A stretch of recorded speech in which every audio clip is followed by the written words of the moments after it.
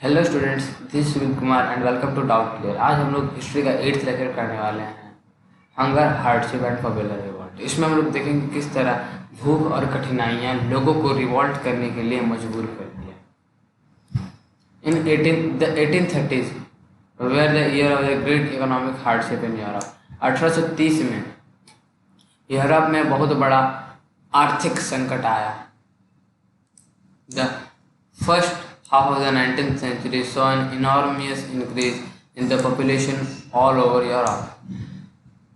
19th century के first half मतलब 1850 से पहले यूरोप में बहुत जनसंख्या में बहुत ज़्यादा वृद्धि हुआ। इनॉर्मियस इंक्रीज मतलब बहुत ज़्यादा वृद्धि होना। In most countries there were more seekers of the job than the employment. ज़्यादातर कंट्री में पूरे यूरोप के ज़्यादातर कंट्री में ऐसा हाल था कि जॉब को ढूंढने वाले, सीकर्स मतलब ढूंढने वाला, जॉब को ढूंढने वाला एम्प्लॉयमेंट से ज़्यादा था। मतलब जितना मेरे पास रोजगार है उससे ज़्यादा जॉब ढूंढने वाले लोग।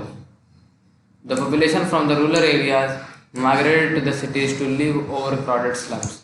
ज़्यादातर जो रूरल एरियाज के पीपल थे वो सभी के सभी सिटीज़ में आने लगे, और इसके कारण क्या हुआ, बहुत ज़्यादा ओवर क्राउडेड स्लम्स बनना स्टार्ट हो गया, मतलब झुग्गी झोपड़ियाँ बनना शुरू हो गया।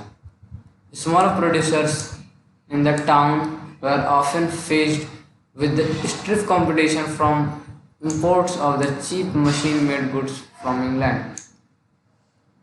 वहाँ के जो स्मॉल प्रोड्यूसर्स थे उन लोगों को दूसरा एक बहुत बड़ा कंपटीशन से गुजरना पड़ रहा था। ये कंपटीशन क्या था? Cheap machine made goods.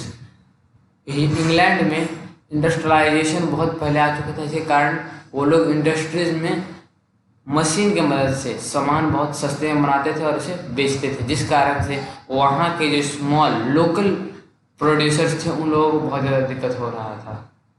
Where the industrialisation was more advanced than on the continent.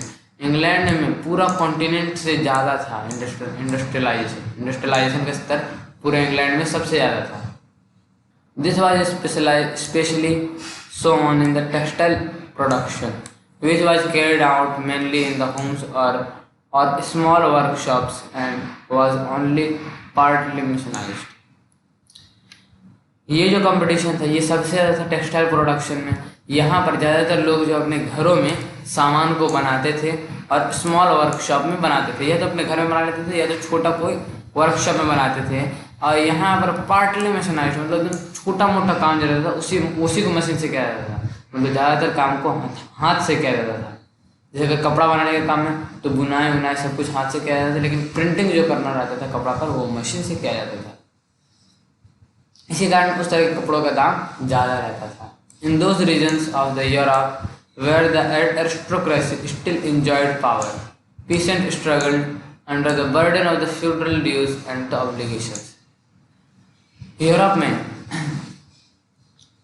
1815 में नेपोलियन के हार के बाद यूरोप में फिर से मोनार्क लागू हो गया था, और फ्रांस में 1830 में ये 1830 में एक आंदोलन हुआ था। इससे पहले हम लोग पढ़े थे 1830 में फ्रांस एक आंदोलन किया था और यहाँ पर वो मोनार्क को हटा देता है। 1830 the first appeal took place in the France in July 1830, और इसमें यहाँ पर वो बोर्बन किंग को हटा करके एक कॉन्स्टिट्यूशनल मोनार्क को लागू करता है 1830 में। मतलब जिस वक्त फ्रांस में कॉन्स्टिट्यूशनल मोनार्क लागू हुआ था उस वक्त पूरा यूरोप का क्या हालत था, क्या परिस्थिति थी, आप इस पैराग्राफ को पढ़ के समझ सकते हैं। जहाँ जहाँ पर मोनार्क लागू था वहाँ पर पीसेंट्स का और बुरा हाल था। उन लोगों को जो फ्यूडल ड्यूज मतलब कर्ज के तले वो लोग दबे थे। The rise of the food prices और the year of bad harvest lead to the widespread terrorism in the town and the country. जैसे जैसे जो फूड के प्राइजेज में राइज होने लगा, फूड का प्राइजेज बढ़ने लगा, और एक साल ऐसा आया जिस साल हार्वेस्ट खराब हो गया। इस कारण से पूरे कंट्री में भूखमरी का हालत पैदा हो गया। The year 1848 was one such year, ऐसा ही एक साल था 1848। The food shortage and the widespread unemployment brought the population of the Paris out on the road. बहुत ज़्यादा भूखमरी और खाने की कमी के कारण लोग, जो अनएम्प्लॉयड लोग थे, वो लोग सड़कों पर निकल आए।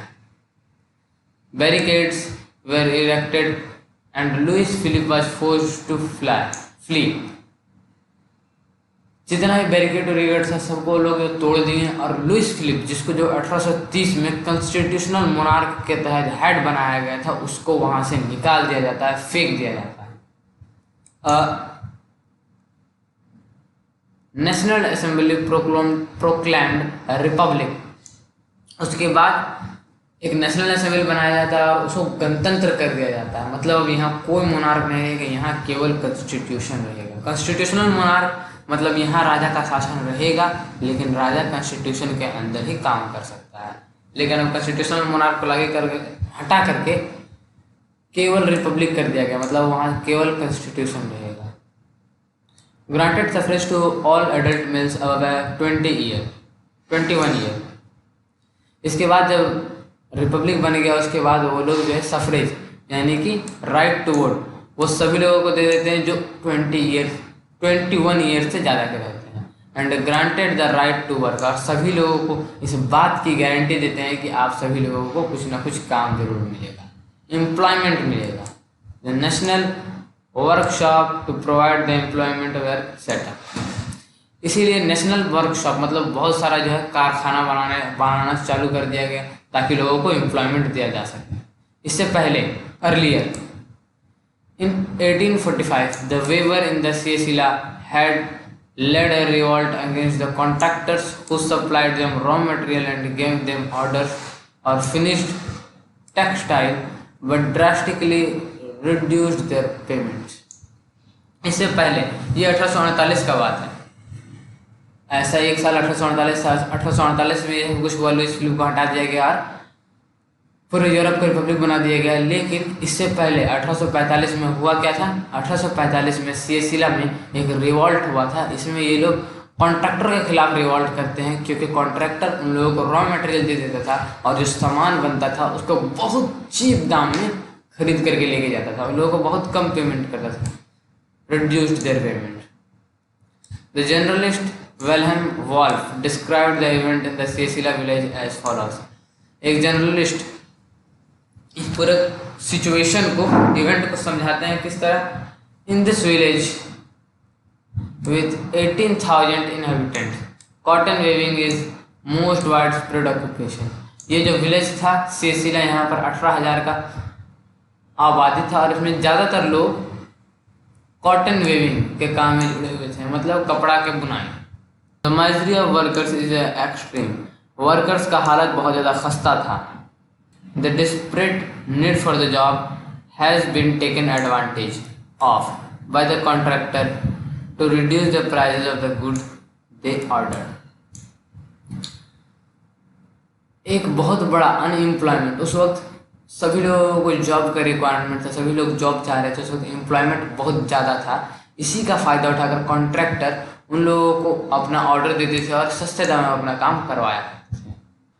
On 4 June at 2 p.m., a large crowd of the weavers emerged from their homes and marched in the Paris up to the mansion of their contractor, demanding higher wages। 4 जून को दोपहर 2 बजे एक बहुत बड़ा भीड़ सड़क पर उभरा और वो सभी के सभी लोग अपने कॉन्ट्रैक्टर के घर, मेंशन यानी घर, कॉन्ट्रैक्टर के घर के आगे में जा करके अपने हायर तनख्वाह का डिमांड करने लगते हैं। They were treated with the scorn and the threats alternatively। वो अपने कॉन्ट्रैक्टर को इससे पहले भी बहुत सारा धमकियाँ दे चुका था कि आप मेरे तनख्वाह को बढ़ाइए। Following this, a group of them forced their way into the house। इसके बाद वो जो क्राउड था उसमें से एक ग्रुप उन लोगों के घर के अंदर गया। Smashed its elegant windows, panes, furniture and porcelains। एक जो ग्रुप था वो घर के अंदर गया और घर के सारे कीमती फर्नीचर, पैन्स, विंडो को तोड़ दिया। And another group broke into the store house and plundered it of the supplies of the cloth which they tore to shirts. और दूसरा ग्रुप उनके स्टोर हाउस में गया जहाँ पर कपड़ा रखा हुआ था और सारे कपड़ों को चुरा लिया और बहुत सारों को तबाह भी कर दिया। बहुत सारे कपड़ों को तबाह कर दिया और बहुत सारे कपड़ों को लेकर के अपने साथ चले गए, लूट पाट कर दिया। The contractors fled with his family to a neighboring village. इसके बाद जितने भी कॉन्ट्रैक्टर्स थे वो लोग डर के मारे अपने नाइबरिंग विलेज में भाग गए. Which however refused to shelter such a person. लेकिन उनके नाइबरिंग जो विलेज थे, उनके पड़ोस के जो विलेज थे, उन सभी लोगों को भगा देते, किसी को पनाह नहीं देते. He returned 24 hours later having reconquered the army. इसके बाद वो लोग फिर से 24 घंटे के बाद लौटते हैं और अपने साथ आर्मी को लेकर के आते हैं. In the exchange that followed, 11 weavers were shot. इसके बाद जो मुठभेड़ हुआ उसमें से 11 बुनकर को मार दिया गया. ठीक है, तो इसमें भी हम लोग देखें कि 1830 से 1848 में किस तरह विरोध हुआ. 1848 एक ऐसा साल था जिस साल में वहाँ का पूरा इकोनॉमी डूब गया था, फूड का पूरा शॉर्टेज था. इस कारण लोग वहाँ के लुइस फिलिप, जिसको कॉन्स्टिट्यूशनल हेड बनाया गया था, उसको भी हटा देते हैं और एक कॉन्स्टिट्यूशन को लागू कर देते हैं और लोगों को जो है एम्प्लॉयमेंट का गारंटी देते हैं और सफरेज सभी लोगों को सफरेज देते हैं जो 21 साल के ऊपर रहते हैं. और इससे पहले सियसिला में क्या हुआ था कि बुनकरों का एक ग्रुप अपने कॉन्ट्रैक्टर के घर में पूरा लूटपाट कर लेते, घर को पूरा तोड़फोड़ कर देते हैं. इसके बाद कॉन्ट्रैक्टर लोग 24 घंटा बाद वापस से आते हैं आर्मी के साथ, जिसमें से मुठभेड़ में 11 बुनकर मार दिए जाते हैं. Thank you for watching. और अगर आपको ये वीडियो पसंद आया तो इस वीडियो को कम से कम अपने एक दोस्त के साथ जरूर शेयर करें. इसके बाद हम लोग next topic the revolution of the liberals के ऊपर लाने वाले हैं. इसे भी जरूर देखिए, सबसे इंटरेस्टिंग टॉपिक है इस पूरे चैप्टर का.